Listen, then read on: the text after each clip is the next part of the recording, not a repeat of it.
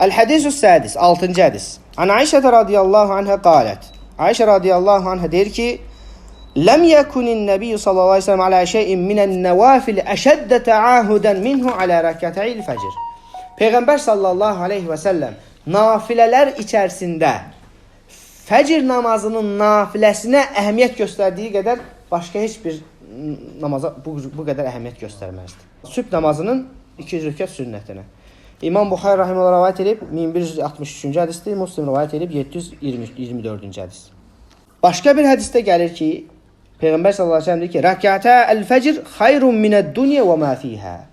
Fəcrin sübh namazının 2 rükəti sünnətindən gedir. Hələ söhbət fərzindən yox.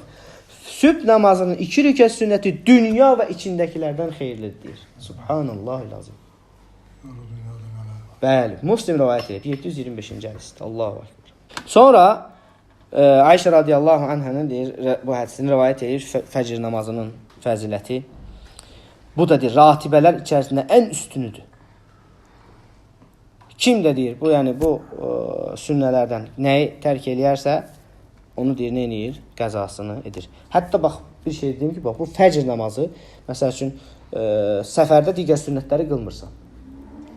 Zöhr, əsr, hansı ki, o hətta ratibə deyirlər, Peyğəmbər sallallahu bəzən qılır, məğrib, işa.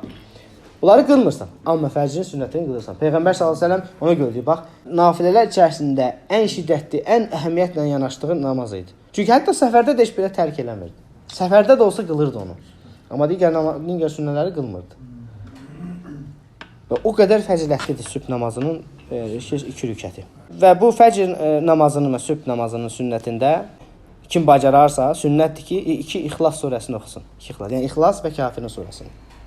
Birinci rükətdə Kafirin, ikinci rükətdə İxlas. Sünnəsində. Bəli, sünnədə. Və həmçinin Əl-Bəqərə surəsinin 136-cı ayəsini də oxuya bilər. Qulu əmənnə billah. Bu ayə və ikinci rükətdə də Əl-İmran surəsinin 64-cü ayəsini oxuya bilər. Qul ya əhləl kitəbi təalu. Birinci rükətdə Əl-Bəqərə surəsi 136-cı ayə, ikinci rükətdə Əl-İmran surəsi 64-cü ayə. Bu da sünnətdir. Amma Kafirə surəsi ilə İxlas surəsini oxumaq nədir? Sünnətdir. Eləcə də məğribdə. Məğribdə də Kafirin surəsi ilə İxlas surəsini, məğribin sünnətindir. Oxumaq nədir? Sünnətdir. Bu da nəyə görədir? Sabahın başlanğıcında və gününüzün sonunda tövhidlə başlayıb tövhidlə bitirmək. Fəcr girdi, tövhidlə başlayırsan, Kafirin surəsi, İxlas surəsi ikisi də tövhiddir. Həmçinin gün tamamlananda məğribin sünnətində nədir? Kafirin surəsi və İxlas surəsi oxuyursan. Və çünki deyir, bu vaxtlarda insan deyir, imanını təzələməyə ehtiyacı olur. Təzəsəyə durmursan, imanını təzəliyirsən, günə başsan. Gün tamamlanır, imanını təzəliyirsən, yenə də günü tamamlayırsan. Və bu qədər. Uca Allahdan dilərəm ki, bizlərə eşitib faydalanlarda etsin.